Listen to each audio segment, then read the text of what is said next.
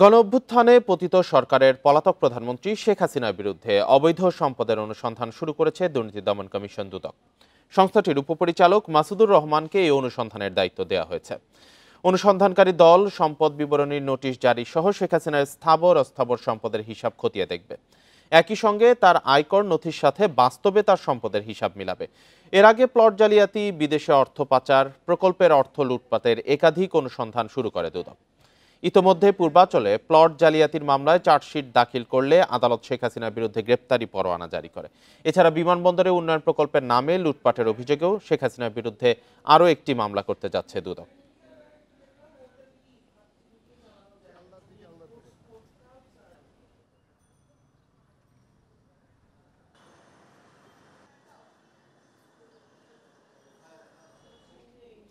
এ নিয়ে বিস্তারিত জানাতে রাজধানীর শ্যামলী থেকে যোগ দিয়েছেন সহকর্মী রিশাদ হুদা।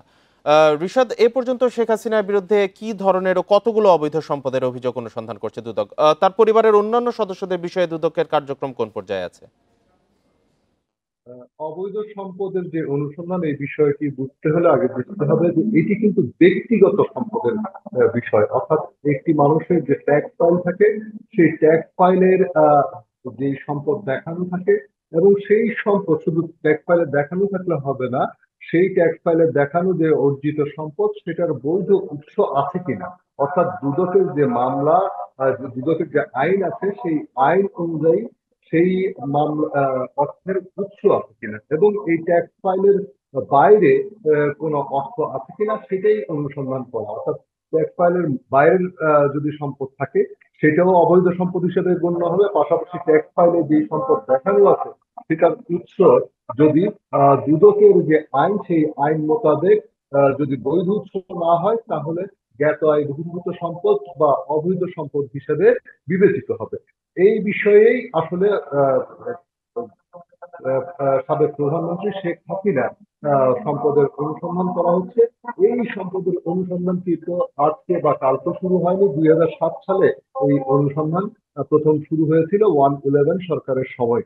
তখন থেকেই কিন্তু এই ফাইলটি ছিল, এবং গত 15 বছর এই ফাইলটি একেবারে যে শেষ হয়ে গিয়েছে তা নয়। এই অনুসন্ধান কিন্তু সুপ্ত অবস্থায় ছিল, এবং যখন সরকার পতিত হয়েছে, তখন কিন্তু সেটি আবার সপ্তাহখানেক আগে আবার কিন্তু সেটি আবার অনুসন্ধান শুরু হয়েছে, এবং একজন অনুসন্ধানকারী কর্মকর্তাকে নিয়োগ দেওয়া হচ্ছে।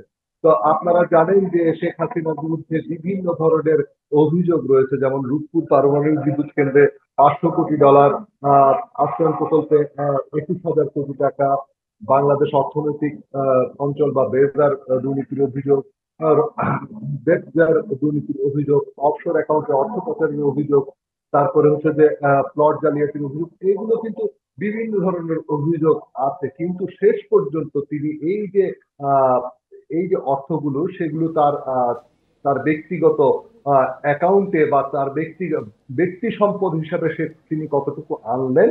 অর্থাৎ এই যে দুর্নীতিগুলো যে তিনি করেছেন, বা যে অভিযোগগুলো আছে, সেই অভিযোগ এর প্রেক্ষিতে তার ব্যক্তিগত এই বিষয়গুলোর উপরে আসলে অনুসন্ধান শুরু হয়েছে এবং একটি সিদ্ধান্ত আসবে। শ্যামলী থেকে জানাচ্ছিলেন সহকর্মী রিশাদ হুদা।